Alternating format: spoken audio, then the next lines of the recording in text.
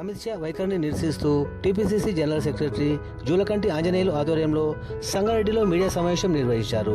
ఈ సందర్భంగా ఆంజనేయులు మాట్లాడుతూ కేంద్ర హోంశాఖ మంత్రి అమిత్ షా పార్లమెంట్లో భారతరత్న డాక్టర్ బిఆర్ అంబేద్కర్ పై చేసిన అనుచిత వ్యాఖ్యలను ఖండిస్తున్నామని, అమిత్ షా వెంటనే దేశ ప్రజలకు క్షమాపణ చెప్పి తన పదవికి రాజీనామా చేయాలని డిమాండ్ చేశారు. ఈ మీడియా సమావేశంలో కాంగ్రెస్ నాయకులు రఘుగౌడ్, సిద్దన్న, సత్యనారాయణ, కుమార్, మహేష్ గౌడ్, అశోక్ రెడ్డి, కోన సంతోష్, నవత్ నాగరాజు, వెంకట్ తదితరులు పాల్గొన్నారు. 4-5 రోజుల నుంచి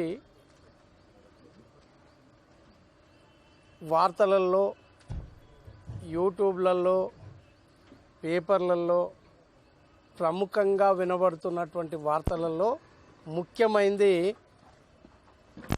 మన దేశ పార్లమెంటులో జరిగినటువంటి సంఘటన. పార్లమెంటులో మన దేశం యొక్క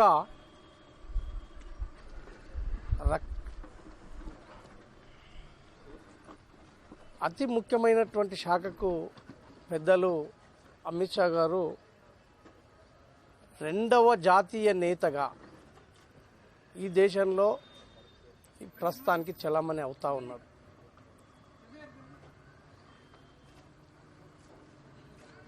ముఖ్యంగా మరి వారు ఆలోచన అంటే సడన్గా ఒక్కొక్కసారి తప్పిదాలు జరుగుతుంటాయి. అట్లా మాట్లాడిండా లేకుంటే కావాల్సుకొని మాట్లాడిండా, ఆ పార్టీ యొక్క సిద్ధాంతమా నాకు అర్థం కాలేదు. ఈరోజు భారతదేశంలో అన్ని వర్గాల ప్రజలు నాయకత్వం వహించి రాజకీయాలు నడిపిస్తున్నది కేవలం రాజ్యాంగం ద్వారానే. డాక్టర్ బాబాసాహెబ్ అంబేద్కర్ గారు ఇచ్చినటువంటి రాజ్యాంగం యొక్క పవర్ తోటే ఈరోజు మేము కూడా ఈ తెల్లబట్టలు వేసుకొని ఇక్కడ కూర్చొని మాట్లాడగలుగుతున్నామంటే డాక్టర్ బాబాసాహెబ్ అంబేద్కర్ ఇచ్చినటువంటి రాజ్యాంగ హక్కు. బహుశా మరి దేశ ప్రస్తుతం ఉన్నటువంటి ప్రభుత్వంలో అత్యున్నత స్థానంలో ఉన్నటువంటి వ్యక్తి అమిత్ షా అలా రాజ్యాంగాన్ని, అంబేద్కర్ను విమర్శించడము నిజంగా చాలా బాధాకరం. ఇది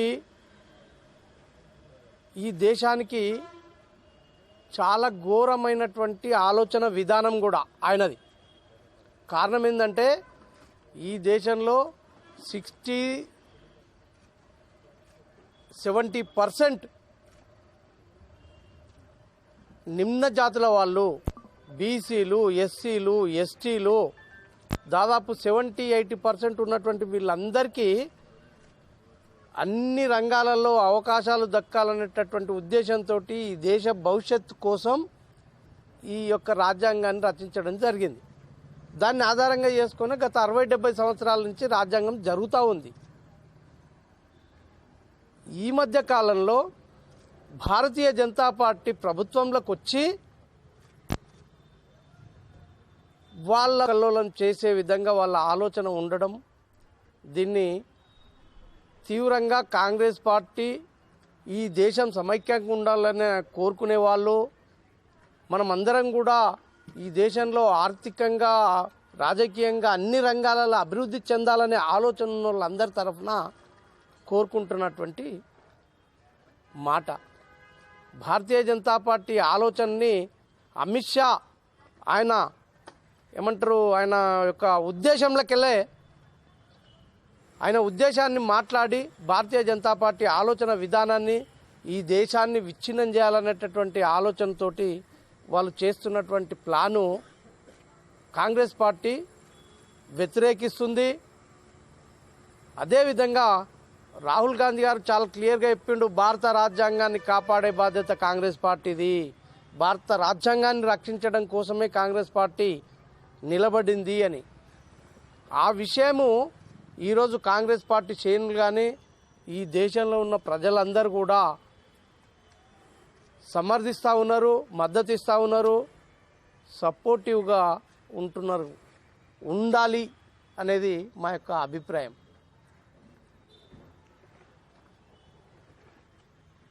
ఇంకొక మాట,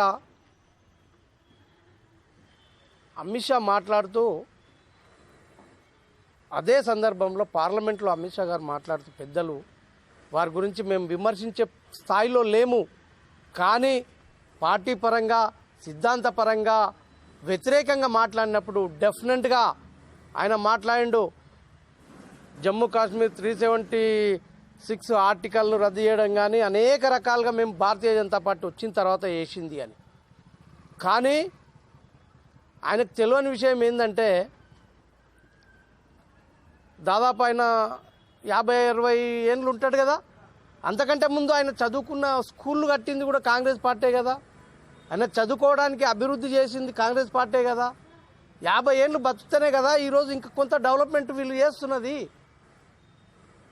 మేము చేస్తున్నాం, మేము వచ్చినాక చేస్తున్నాం అంటే అంతకంటే ముందు వాళ్ళు చేస్తేనే. వీళ్ళకి ఎందుకో ఆ ఆలోచన వస్తలేదో కానీ మనల్ని మన తల్లిదండ్రులు పుట్టిన తర్వాత 16 ఏళ్ళు నడుపుతారు, 15 ఏళ్ళు 18 ఏళ్ళు నడుపుతారు, కొంత చదువుకోమని దారి చూపెడతారు. ఆ దారిలో మనం చదువుకుంటూ ముందుకు పోతే బాగుపడతాం. అట్లా భారతీయ జనతా పార్టీ కాంగ్రెస్ పార్టీ చేసినటువంటి అభివృద్ధి మీద అధికారంలోకి వచ్చి కొంత పని చేస్తుంది తప్ప మేం చేస్తున్నాము అనేది ఎవరికి అట్లుండదు. మరి వారికి ఆ ఆలోచన ఎందుకు లేదో నాకు తెలియదు.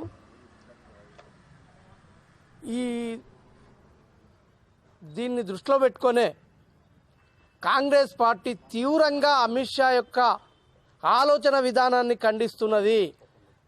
అదేవిధంగా ఆర్ఎస్ఎస్, బీజేపీ, హిందుత్వ పార్టీల ఆలోచన విధానాన్ని ఖండిస్తున్నది.